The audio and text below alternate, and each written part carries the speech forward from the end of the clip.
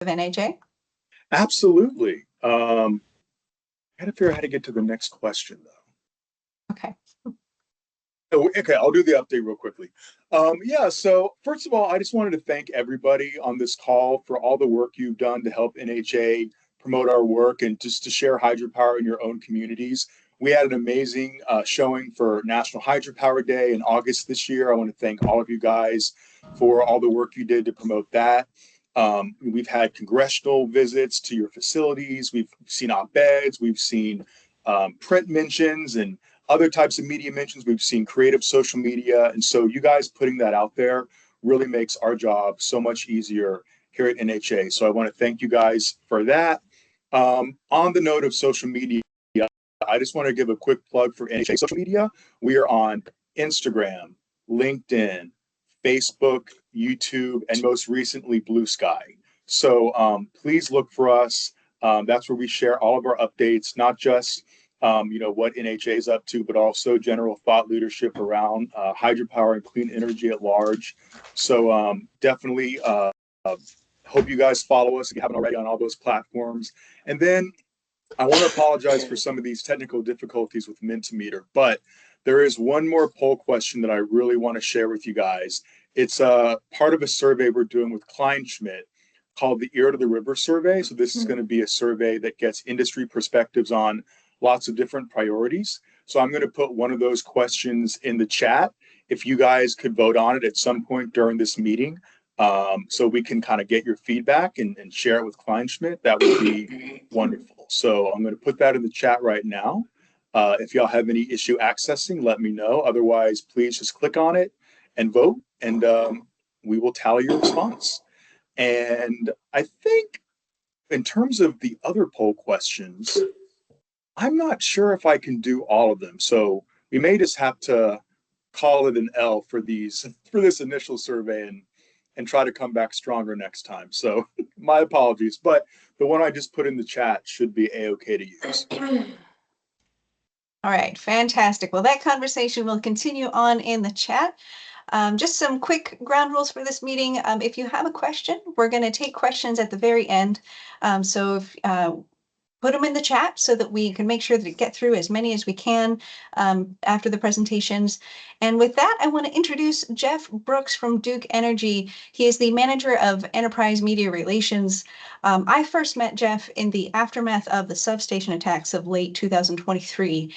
When there's an emergency in the field, Jeff is out there in front of the camera in full PPE. He has this gift for exuding just calm, collected trustworthiness, even in the most trying of circumstances. And I'm excited for him to share his story because not only was his team prepared, but they were innovating as the crisis unfolded. So Jeff Brooks, if you could turn on your camera, share your screen. We cannot wait to hear from you. Okay, I think my camera is on. Can you see me? Yep, now I can see you. Okay, great. All okay, right. I just needed to talk a little bit. That's good. Well, thank you so much for having me today. It's always a pleasure to speak to this group. And whenever I'm having a down day, I'm going to call you because that was a very generous and kind introduction, and I appreciate that very much. It is great to be among communicators and those of us that are out there telling our stories and our various businesses. And storytelling is such an important part of the way a business operates, and when we're in a crisis, we have the opportunity to tell a story. And that is something that we don't often see. We're often reactive in a crisis. We often are trying to put the ketchup back in the bottle, so to speak, when in fact we should just learn how to make a new dish with the ketchup. And so today I want to share some things with you. And I know one of my colleagues, I think Ben Williamson, is usually on this call. Hopefully he's on here today. Shout out to him too. He was part of this effort, and a number of people who just really did some tremendous work. We're really, really proud of the effort, recognizing that, we're proud, but we're also understanding we were dealing with serious situations and difficult circumstances for many people. So I'm going to share my presentation with you, and then we'll kind of get started. Can everybody see my title screen with the burly line worker on the front there? All right. He's a good guy, actually. I like him. All right. Well, I'm going to walk through some of these quickly, but we can come back to some of these. I teach a lot of classes on these, but they're usually longer. So I'm going to go through this. I put this in every one of my presentations, and I think it's a good thing to remember. We often don't get the opportunity to define the crisis itself, but we can define the solution for that crisis. And so when you think about it, I always think about the executive who said, I just want to get my life back. And I thought that's how we all feel in a crisis. That's how we all want to lean into that. But the reality is, it's one of the best opportunities for you to tell your company's story. From a crisis standpoint, Duke Energy works with an all hazards approach. This is our Joint Information Center. You can see kind of in there, this is where we communicators work during a big storm. And it's built around being ready for a variety of crises. In this case, we're going to talk about storms, but sorry. My apologies. Could everybody just double check to make sure that your mic is muted right now? We're hearing some chatter from a cell phone number. Everybody needs to be muted right now.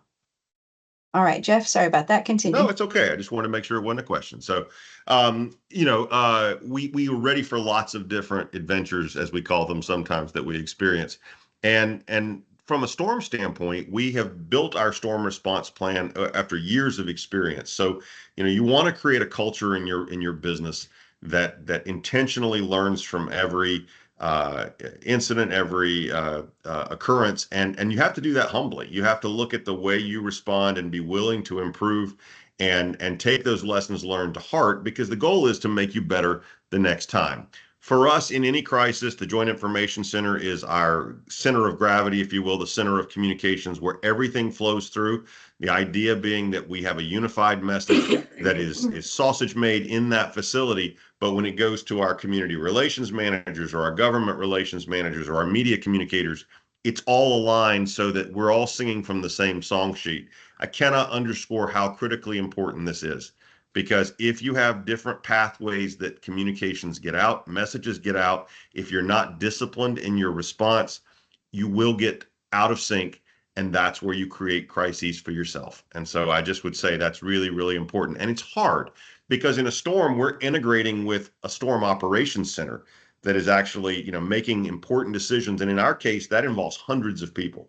And so there's a sort of a leadership team that we're integrated into. So we have representation on that team, and we have a process that flows that information for review to that team that then flows it back to us to distribute. I won't say it works perfectly all the time. Like any big corporation, we have red tape.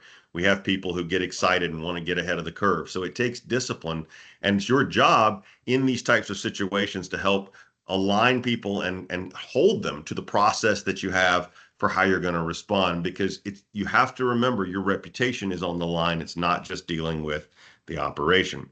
So as we think about what we dealt with, there's only one other time that we've ever had anything in recent memory like it. 2004, we had 4 hurricanes in 45 days. In this case, it was just about the same.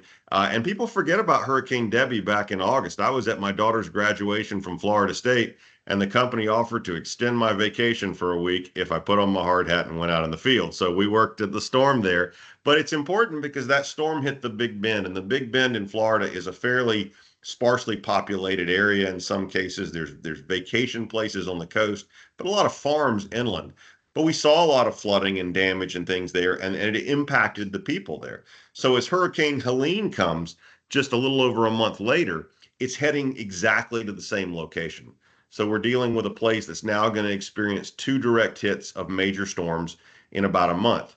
But on the way up, it's grazing up the west coast of Florida and flooding places like Pinellas County, the coastal beaches, the barrier islands there on Tampa Bay, and creating some severe damage that will be a factor later when Milton comes through. We were gearing up for the potential of Florida being the hardest hit, and it certainly was, because we're dealing with a Category 4 hurricane that's coming in there, Category 5 at one point. But what we saw was as that storm shifted west, it went up the coast through Tennessee and Georgia. That put the Western Carolinas and the upstate of South Carolina into the northeast quadrant of the storm, which is the worst place to be. So all of that moisture comes into the mountains. And if those of you that have worked hurricanes before, The coastal areas are better designed to handle hurricanes. They drain better. They've got, wetlands around there, places for water to go. The mountains weren't built for hurricanes. And so when you put all that water and all that storm into that place, you create historic, epic damage. And I've been in the company 17 years, and I've never seen anything like what I saw in the upstate of South Carolina and Western North Carolina. We lost 3 substations entirely, destroyed, washed away. We had challenges on our water system, with our dams and our water systems that we had to address because all that water has to move through the system. And the team did an amazing job doing that. We had infrastructure challenges. It wasn't just us. There were no roads, 1,100, I think 1,300 bridges that were gone. You couldn't get places. You remember the old days when you'd use your MapQuest or whatever, and it would tell you you can't get there from here. That was a reality in Western North Carolina and the upstate of South Carolina. The places that were 5 minutes apart would take hours to get to. And so that was really a big factor. And we had a huge army there. We had crews from, I think it was close to 20 states and Canada that were there. The Canadians were especially popular. They were the local celebrities. Everybody loved meeting them. But it took thousands and thousands of people in this storm and in Milton to respond. So you've got this operation that now extends for multiple weeks. And in the middle of all that, here comes another storm. Milton hits Siesta Key, Florida. That is really important because it was originally on track to hit Tampa Bay head on, and we serve St. Petersburg and Pinellas County. The fact that it shifted a little bit probably saved lives, even though it wasn't great for Siesta Key, and probably limited the damage significantly for us. But we still saw a lot of flooding in areas that were just getting over flooding. And like we saw in Hurricane Irma, the skies immediately cleared up and were beautiful the next day. And that creates a challenge for customers who don't understand why their power hasn't been restored. So let's look at Helene a little closer for some of the things that we experienced. Helene was a visual storytelling, incredible experience. We had such access challenges that became our advantage because for us, it provided opportunities to tell stories in places that nobody else could get to. And that included the news media. We used helicopters to get into places. We used ATVs to take us over mountains. We did things that were, Indiana Jones-ish, but safe to get to places that otherwise were not accessible. And we did that because that's our job. When you think about the investment in time and resources you're going to do during a major storm, it is essential that you put your people where they need to be. It's worth the investment. Get them there safely so that they can be the eyes for the world on what you're doing. Visual storytelling is the new normal now, right? Think about your TikTok, your Twitter, your Instagram, all those things. That's how people get their news. I spoke to a journalism class recently and asked every one of them, where did you get your news from? And all but one said from social media. So if you're not thinking about social media as part of your media strategy, you're missing a great, great opportunity. We knew we were second place to an epic disaster. So we knew we couldn't get out there and say, hey, world, look at Duke Energy, look at Duke Energy. And we didn't really want to, right? We wanted to be in the perspective of what was going on and being respectful and understanding that for some people, survival and life was more important at that moment than power. But power represents security. And I often say that you have to think about storm response as getting into Maslow's hierarchy of needs. When people are scared and concerned, they need to be comforted. They need to understand that's the only information they want. So safety and survival are always our first priority for our own people, but we also respect that's what's on the mind of other people as well. In Helene, one of the things that we did effectively was we got ahead of the story. We did a lot of proactive media leading up to the story to make sure people understood expectations of what could happen, that we had a lot of resources, thousands of resources. We said where they were from.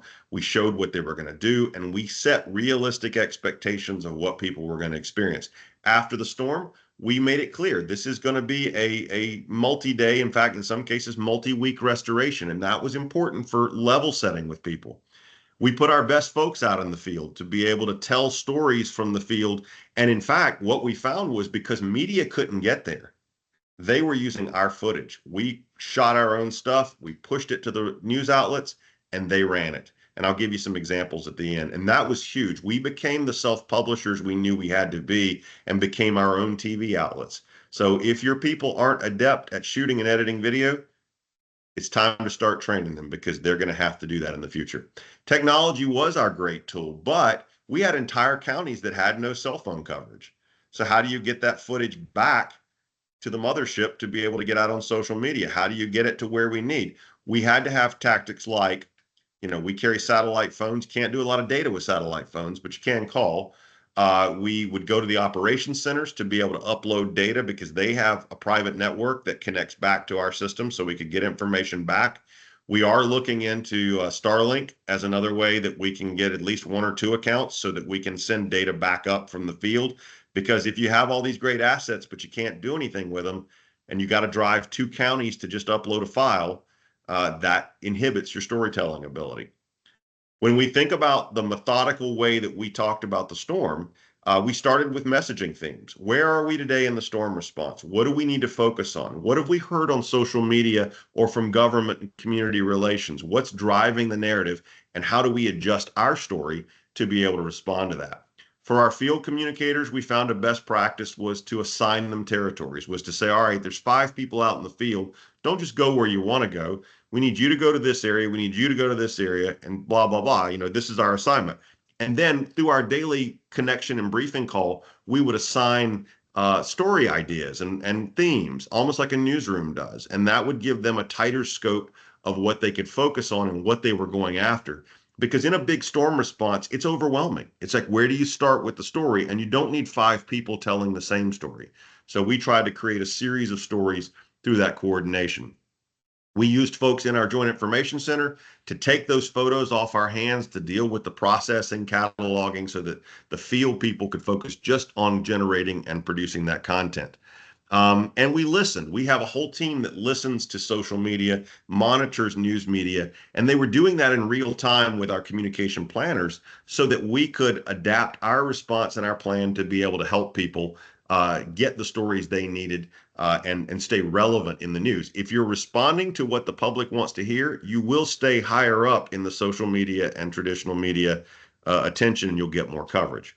We used a central message repository. We use OneNote, but we also have SharePoint and other things that we can put messages in one place and let our people self-serve around the company so that we're not constantly sending information in different directions. It's also really important that your news release follows the narrative, but isn't always the start of it. You can spend all day trying to get approval on a news release, trying to get approval on quotes, and miss the story opportunities that you could have been doing on social media in the meantime from an approved set of messages and themes, but you're still working. That news release becomes the roundup of what you did or what you're going to go in the future. And then you always need to review that narrative. Make sure that you're evaluating its effectiveness, refresh it each day, refresh some of those messages, have a dedicated person working on messages if you can so that they can kind of handle that, and then redeploy that out to the teams is really, really important. So that sort of sequence of events, people tend to get a lot of damage photos. We have damage assessors in the field that send us stuff. We get all kinds of damage. But by day 3, nobody wants to see damage unless there's a reason to make a point. They want to see progress. So use your damage photos on day 1, but then get as quickly as you can to people doing things in the field. Okay, show them where the action is, show them the response, but also that listening thing. Listen for the elephant in the room. For us, we had some hydro questions. We had some access questions. We had, billing questions, things like that. Make sure that that feeds into what you're feeding them back in your messages. And one of the things that we found is really effective is by about day 3 or 4 in most storms, people are getting pretty restless. And what their attention goes to is they're fine seeing you responding, but what they really want to know is when you come into my neighborhood. So one of the tricks that we sometimes can use to be able to get them more of that is we may assign 2 or 3 of our field communicators to go on a tour, essentially. And it's essentially rolling up to a crew that's in a location, grab a shot, grab some video, get back in the car, go to the next spot, grab some crews, get some video. And you may work a whole circuit across a county over about 2 to 3 hours, and then you're just publishing that social media. You're getting it out so that people can find something close to where they are that they can go, that's near me. That's good. I see a crew out there. It's also important to liaison with your government relations folks because they may have a local representative or a mayor or somebody who needs something because they could be your third party advocate. They could be out there amplifying for your cause if they have materials and images to be able to help them tell that story. So again, people love stories, but they love stories that show human beings. So interview your people in the field doing work. Interview, find a local connection. Hey, I've got a crew here from the Midwest that drove down to help our response down here. What a great story to be able to tell. Or here's so and so and his brother. Both of them have worked together in the field. They're out there doing this and that. Give them some humanity to your response because it's harder to hate humans than it is to hate corporations. And that's a really good thing you can tell, some humanity. One of the great stories we told was about a crew that hiked a mile through the woods up the mountains to get the power back on for the VA hospital in Asheville. Well, one of those crew members was a veteran himself. And that became this powerful, powerful story that still is generating amazing coverage. He actually pushed the button, I think, to light the Christmas tree at the VA hospital the other day because he's their hero now because he came up there. And that's another thing is taking them to those places we said before where they can't go on their own is really, really important because they have natural curiosity. The public does. They have questions, but if you can't show them those things, then they will still have those questions. So, and I know I've got to keep my eye on time. Switching to Milton just a little bit. All those things I just said came into play in Milton. The difference with Milton was that they were kind of like Irma, if you remember Irma from a few years ago. We had this big storm hit, and then it was sunny and beautiful the next day. And you can see all those pictures. It's beautiful outside. It was nice and warm. Well, people don't understand after 3 days of that why their power isn't back on. So storm fatigue and blue skies can be a challenge. In this case, they had just gone through Helene. So they went from 0 to 60 on their feelings after Milton because they'd already been through this. Many people said this felt like part two of the same storm. So now you're talking about people that are on their second week of a storm response instead of day one. You got to listen to your community. We had a very active crew in our Joint Information Center working with local leaders and mayors and city council to figure out where are the hot pockets of concern. Here's this community over here. It's a community that doesn't have a lot of access to places to go. They're suffering. Can you give us some images of what's going on? Can you tell that story? And that helped us plan our day so that we were being strategic in telling stories that were responsive to the concerns we had out there. And we had some technical challenges. We had some technical challenges in the information that was flowing outage updates to customers.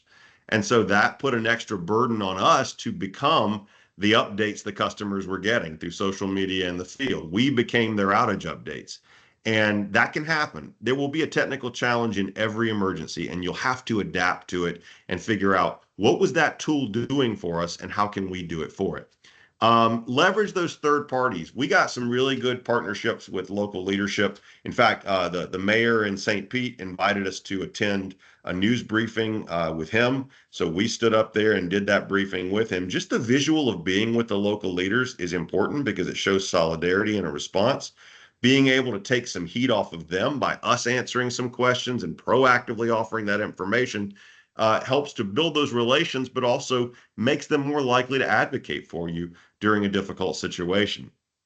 And you know what? If you think about it and plan your day out, we talked about assigning those assignments. You can create the sense that you're everywhere in your storytelling, and you can tell stories that hit everybody and make them happy. And one of the last things that we learned in these storms is knowing when to turn the corner towards closure.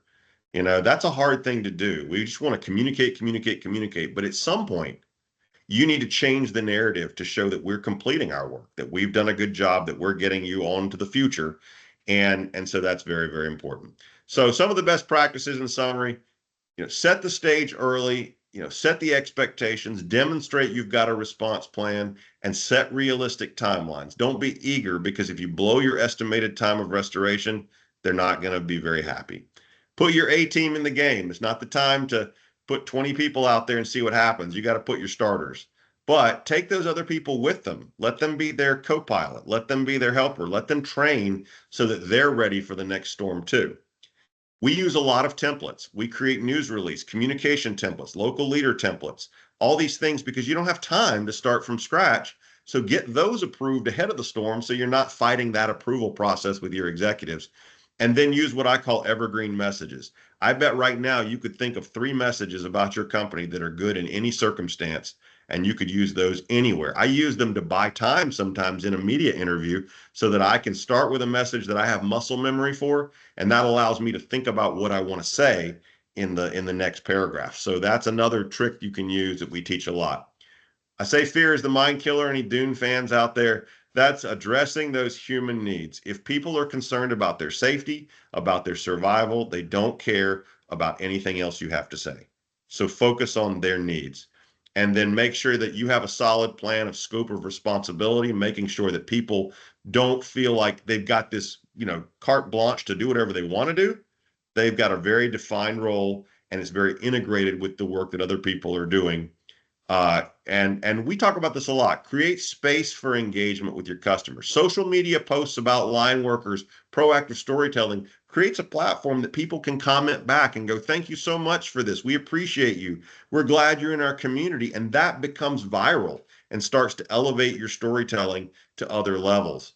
That's really, really important to create that space for the customers to connect with you.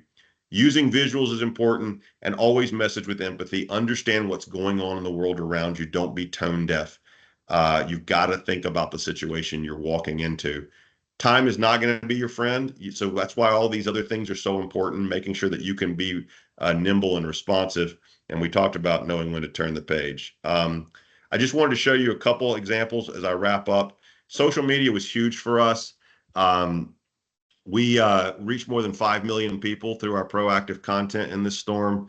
And that really helped to drive even direct to customer communications because they're looking for their information from whatever device they can get it from. Their phone is going to probably be that. So making sure they're getting there. Our proactive spokespeople did about 450 posts. You can see almost 1 million impressions. That was huge for us. This is a great story. I love this story. We took a social media post that was about that line worker that I believe that was the same one that was restoring power up in the mountains. Garden and Gun. Now, who would have thought Garden and Gun magazine? They saw the social media post and thought this would be an interesting story. They had no idea. They wanted to do a story. They had no idea what to do it about. They took that story, turned it into a piece that went national, circulated around, and then other news outlets started pulling video from that and putting it into their news stories. So we had a 6-minute segment on a station in Charlotte that was using all of the stuff we had pre-produced and then an interview with me. And it was a huge win for us because we had put that content out and they were so hungry for that content. I'll share this deck with you. You can go back and look at these. These are just some stories that were driven by our digital storytelling efforts. I cannot underscore more strongly, there is a transitioning happening in the media space. And the days of traditional media, as much as I love them all and work with them every day, are becoming the era of digital storytelling. And if you're not positioned to play in that field, you will find yourself missing out on story opportunities. They don't have the time to do the stories they used to do. They don't have the resources.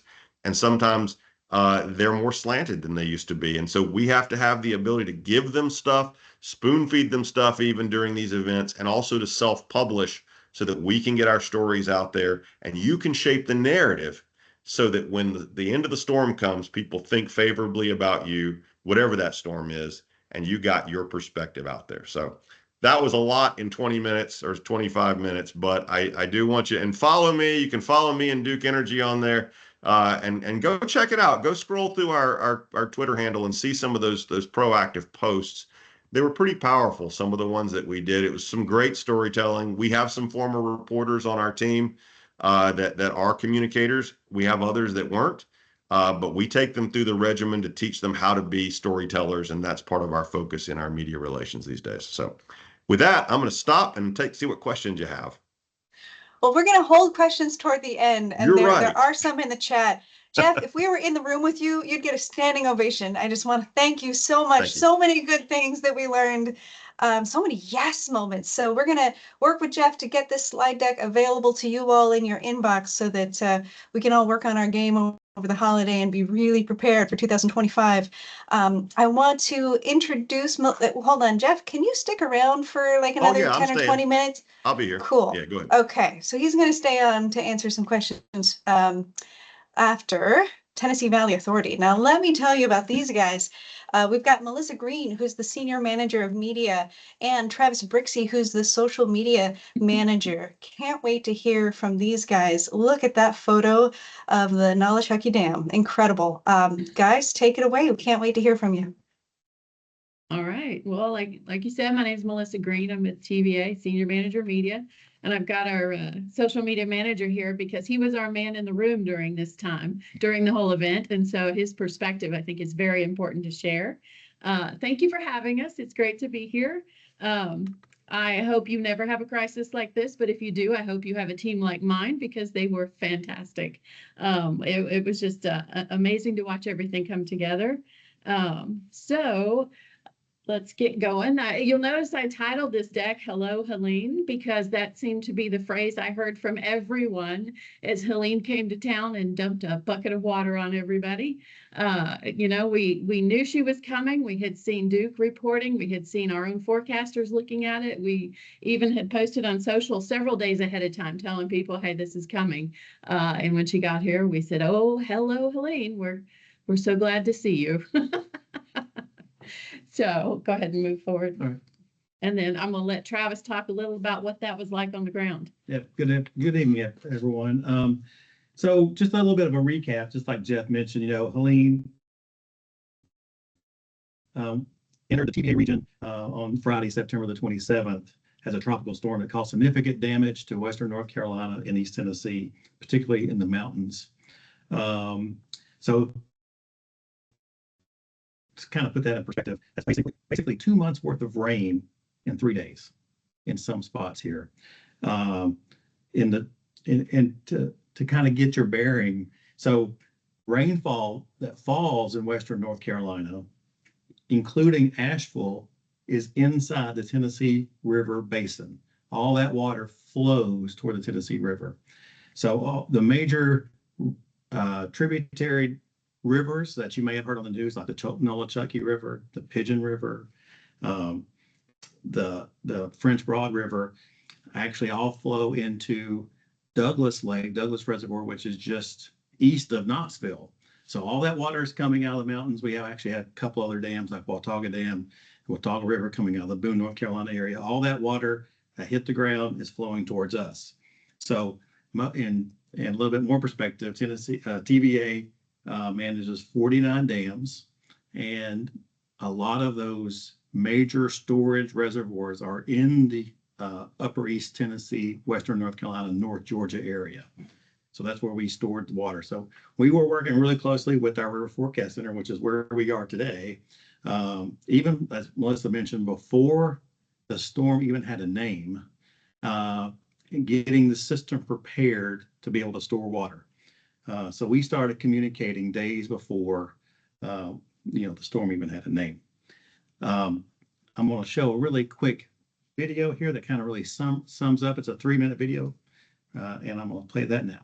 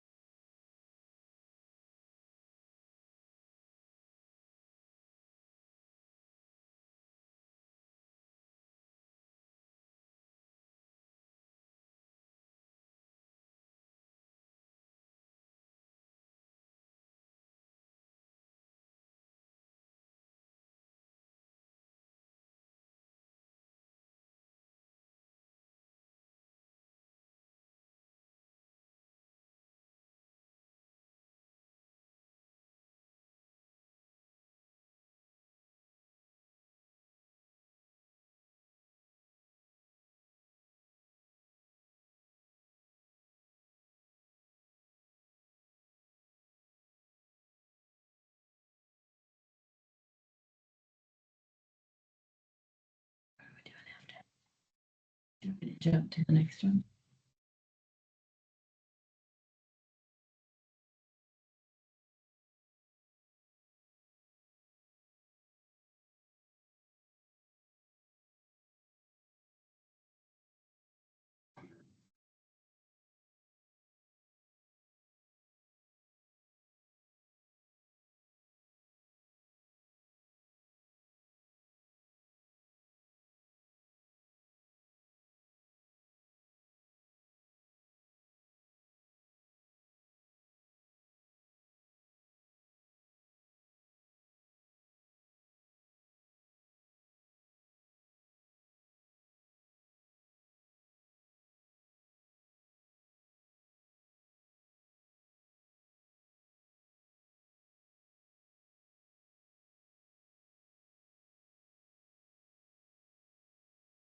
Oh, Go Go ahead. ahead. Go ahead. I was just going to say, I wanted to point out in that video that a lot of the shots that you see from out in the field were taken by our regional communicators and our media relations team who were out in the field at the time. And then they all have iPhones so that we can all work together, and they submit those while they're out. And they do a fantastic job of doing that so that we can make videos like this and show the work and show what our team's doing as much as we can. So just give you a little bit of perspective, during the whole entirety of the main event, not necessarily recovery, but literally from that Friday through Sunday, my team, social media team, worked from the River Forecast Center. We were actually at the table where decisions were being made in real time. And literally, I had subject matter experts standing over my shoulders as I was drafting social media posts. And literally, when a decision was being made, I was writing it. They were looking over me and basically saying, "That's good, let's go." And that's the speed that we were doing it at. And then Melissa will talk here in a minute about how we followed it up. Once really social media was the tip of the spear here, we were getting out with information, and we were following up with all the other communications, whether it's internal employee, external communications. Yeah, they stayed very closely tied to our media relations team, our business comms, our regional teams, and our website team, because in the middle of it, we launched this Nolichucky dam update page. Because when you have as we've seen in recent years, the audience is diverse. There's not one place you can go and talk to everyone that you need to talk to. And so in situations like this, and even in just every day, you have to hit every single platform where people are going to be looking for something. Every social media platform, you've got broadcast, digital, and print. You have, all of these things that need to come together. And working with our web team is high a priority for us. And so what you see on the screen here is just a variety of things. You have our social media platforms, you see the webpage, and some photos that we took inside the River Forecast Center at the time. But my boss and I both, our goal is to just coordinate and help make sure all of this gets spread at the same time, the same message to every platform. And then it shows up, we reach everybody we need to reach. Some of the strategies we had on social were showing content out in the field, what's happening at the dams along the river system, but we're also giving near real-time updates with subject matter experts here in the River Forecast Center, and we were producing those on the go. We're just using our phones, having them give us an update, and we are posting those. Just kind of give you an idea of the Nolichucky. Nolichucky Dam was built in 1923. TVA actually acquired it when TVA came into existence, and it's the largest flow that Nolichucky has ever seen. In fact, it was 9.5 feet higher than the previous record. So that's about 1.3 million gallons per second over Nolichucky. That's more than the Niagara Falls. So just to kind of give you a little bit of perspective there. And so because in dam safety, we went over some thresholds. We had to go into our emergency action plan, which was the first time that's happened at TVA, and really we were communicating that literally in real time those decisions were made. And there were other dams in our system that were pool record who have never seen lake levels that high before. So it was an interesting time, to say the least. To kind of give you a little bit of, results, just in 6 days, our social media channels had over 15 million impressions, 103 million engagements, and we increased our follower count by 46,000. So a lot of folks were really tuning in to get real-time information on our social media channels. Really was talking about, we talk about collaborating. We have a really, really good relationship. The communications team, the social media team have an outstanding relationship with the River Forecast Center. They will actually contact me if something is down the road. They're like, hey, this is coming. You just put this on your radar. We'll be in contact. So that's always great to have those kind of relationships. And our media team has great relationships within the organization, outside the organization. We mentioned this earlier, but we were monitoring. Melissa will talk about this too. About really, we had a lot of rumors going on out there. We actually had some rumors that we had TVA dams failing. We had rumors that upstream of our dam, there was a Duke dam that had failed. All that was not true, but that was going out there. We actually had some local politicians who saw that rumor on social media and actually was amplifying that. So we were having to deal with that. So there were some challenges for sure. And really, making sure we are getting information out quickly, but actually making the highest priority is being accurate, making sure we are accurate information. People were coming to us for that accurate information because there was so much chatter, so much noise going on out there about things that just really wasn't happening. Those are the kind of things that was going on during that time. We'll go to the next slide. Thanks. So our media strategy, to begin with, let me say that TVA's mission is always to make the Valley a better place to live for people, which means that people are our first priority. And so that's the mindset of our team. And so when decisions need to be made, information needs to be shared, and there's a decision of what do I need to do, our team is really good personally at identifying what people need to know and getting that out the door quickly and being everywhere that those people would be looking for information. And so, like I said earlier, the diversification of the platforms means that there isn't just one place everybody can go, which means you need more people to help you get it on all those different platforms. We had positive, another point is there positive coverage is earned before and after a major weather event. Travis had talked about their relationship with the River Forecast Center staff, and we have our team has that relationship across TVA with every department. We also have that relationship with media. I was thinking earlier, our team is on a first name basis with probably 95% of the reporters in our footprint. If you ask a reporter, they will be able to give you the name of someone at TVA that they talk to on our team. And those relationships are really critical to form and keep, so that when you have a crisis event like this, that you can get out what you need to get out.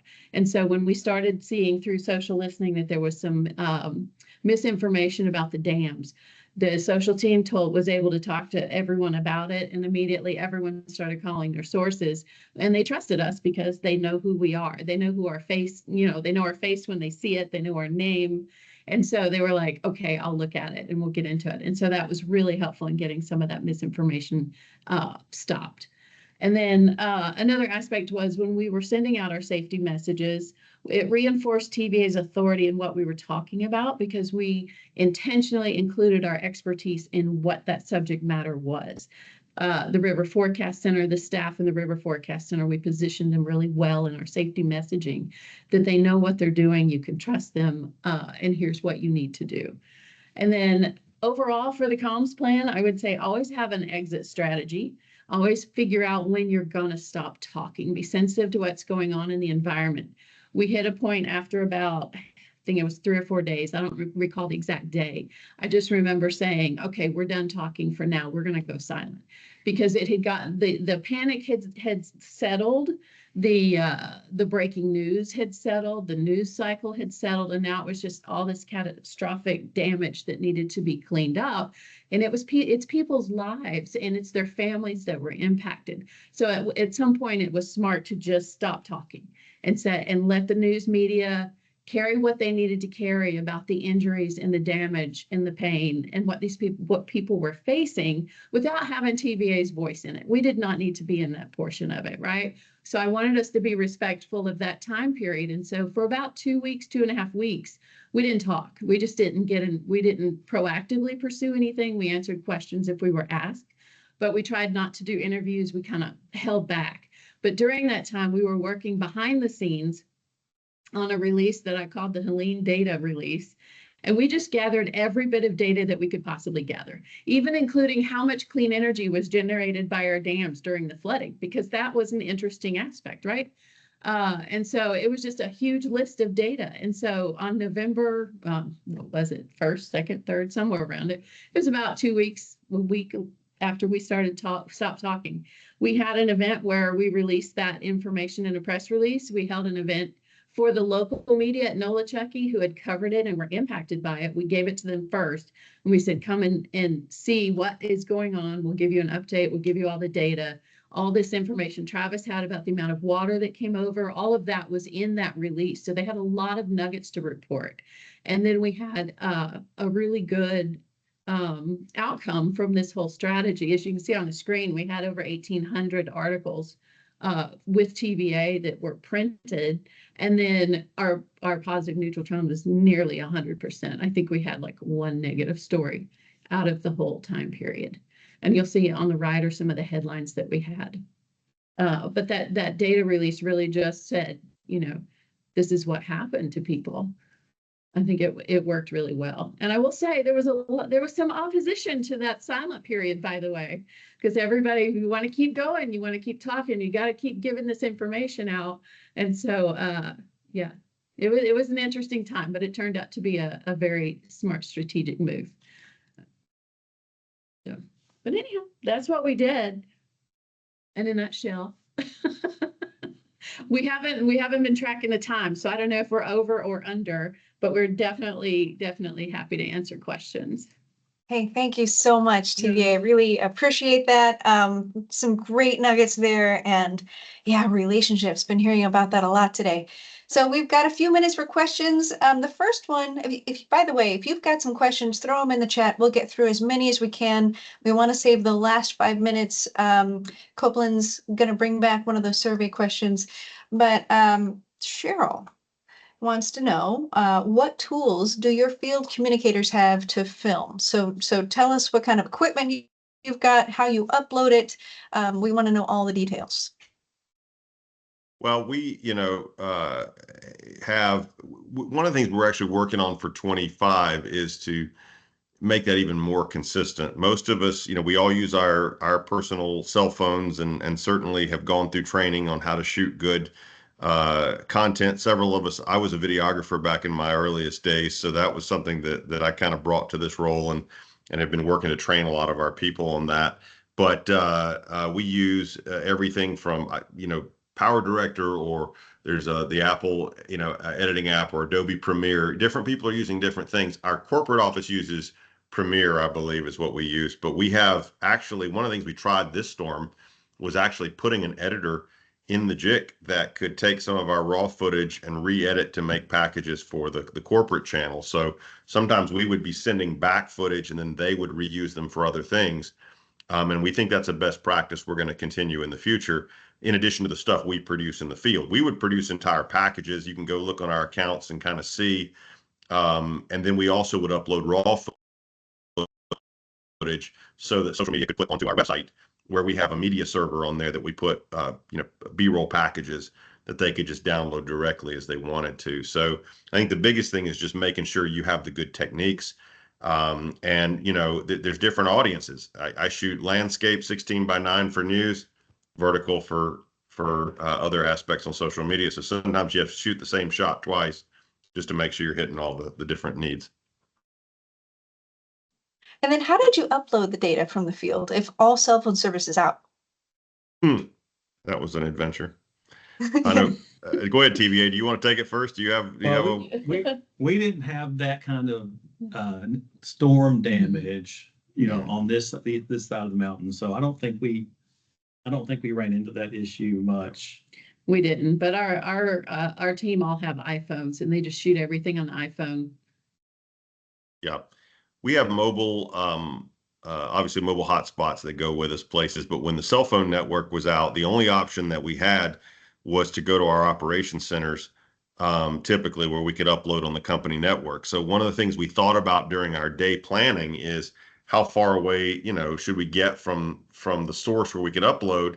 And then, a best practice is building into your schedule every 2 to 3 hours. I need to swing into either a hotspot area or to our operations center and do a dump just to get it out there. Because if you're holding that footage for 6 to 8 hours, then you may have missed the opportunity that somebody back in your corporate office could be using that footage for something. So you have to factor that as part of the mission is you got to get the information back or it's useless information. And time is kind of critical in that.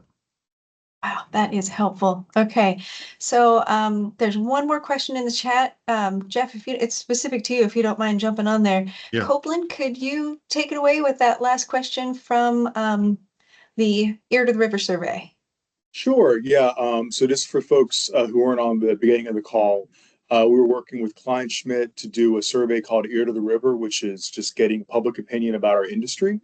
So I have one question I'm going to present to you guys. You should be able to answer it on Teams. If not, I will put it in the chat, and this should only take a minute or two. Let me just start sharing it. Oops, it says something went wrong on my screen. Oh no, Yeah, we'll see. Yeah, same some here. folks are not able to access it, so that's why I'm also sending in the link. But if you can see it, you can vote on it that way. If not, you can vote in the link that I'm about to send, and I will just give you guys a couple seconds to do that. But then I certainly want to leave time for maybe 1 or 2 more questions if we can. So I'm good. Thanks for voting, everybody. This is going to be really important for Klein Schmidt to make sure, what our industry should be focusing on moving forward. So appreciate y'all answering. Okay, so there's another question for either Duke or TVA. Are either of your organizations on Blue Sky? And if you are you finding that people look to that platform in the same way that they did Twitter? Oh, go ahead, Jeff. I was hoping you'd want to go ahead first. Well, we don't use Blue Sky for our standpoint that I'm aware of. We use Instagram, Facebook, and then we're looking into TikTok, but obviously probably TVA may have the same concerns we have about TikTok just from the government and access stuff. We have some of those issues we have to work through. Yeah, TikTok's a no-go for us. Yeah, now I think I had a conversation with one of your team members about Threads. We kind of looking at Threads a little bit. But Blue Sky, I think it's a little bit early for Blue Sky. Well, we're a utility. All of us are a utility. It's like, let's wait and see what happens before we invest into that. So that's probably what we'll do. But we do, we monitor all the platforms. And, I saw another question about even some of the hydro stuff. Anything that emerges, you do have to listen and be responsive. And then, you're in sort of a constant, it's almost like putting out little fires here and there. It's you see something emerge, we go in and adapt our message to try to respond to that as quickly as we can. I think TVA mentioned very well the relationships with reporters. That's huge to be able to go to a reporter and say, what you're hearing is not factual. And let me tell you this. And if they don't trust you, as they noted so well, then you're not going to be as effective. We often say you can't make a deposit. You can't make a withdrawal from the Bank of Goodwill if you haven't made a deposit in it. So if you haven't built those relationships ahead of the storm, then you're going to have a negative balance in your account and it's not going to help you. So those are the times that we need that. But if you don't listen, if you're not out there listening to the conversations in whatever capacity you're able to, then you're not going to know what people are saying and you're not going to know how to message that and how to correct that course, So for TVA, do you have any insight on rumor control, especially with elected officials sharing some of those inaccurate messages? What do you do with that? And I We also prefer they want to know, not do that. the elected official, did they do it sort of in good faith, or were they, do you Oh, feel they like thought they it was could have, real. they should have known No, better? Yeah. Well, He thought it was real, and it was concern for the people that he represents. I mean, understandable, but it would have been nice to have confirmation before he went with it. And so we did utilize some channels with our government relations people to help with that. So I remember that moment very clearly. Was standing in the River Forecast Center and we start seeing it. And of course, our River Forecast Center folks are really process driven. They're like, wait, we didn't receive, that can't be true. We did not receive a call from Duke because that's the process, because we're downstream of that dam. And so they reached out to their contact at Duke and they're like, no, we're sitting here staring at it. It hasn't failed. So we knew then. So, I communicated that to Melissa and the media team and the rest of the communications, say this is not true. And so they were helping with their relationships with those local media, like this is not true, trying to like get the ketchup back in the bottle, as Jeff said earlier, which is really hard to do. In fact, I've heard it being talked about lately too. Yeah, well, we want to serve our elected officials well also, right? So we don't, if we know something's correct, we want to make sure they know what the correct version of that is, so they can accurately communicate that to their people. And there is in any storm, in any kind of crisis, generally there's what the military would call the fog of war. You have situations where you just don't have all the information yet, and I think it's important that you be upfront about that when you can, and work your best to get the information. But your message may change because the information you have on hand changes, and you have to be nimble enough to adapt to that. Yep. I appreciated your message, Jeff, about being nimble, assertive, and responsive. I love those 3 words. They're good words. They're good words. They So are. it's something we've learned firsthand, and yeah. All right. Well, thank you both, for all of you guys, for sharing your story, showing us your playbook, all the different tools that you use. I learned a lot, and I know that our audience has as well. After the call, we're going to send out the slide deck so that you can all, take that learning with you. And I just want to, again, appreciate you guys for spending time with us. And happy holidays, everybody. Thank you. Thank you. Everybody. Have a good Thank rest you. of your day.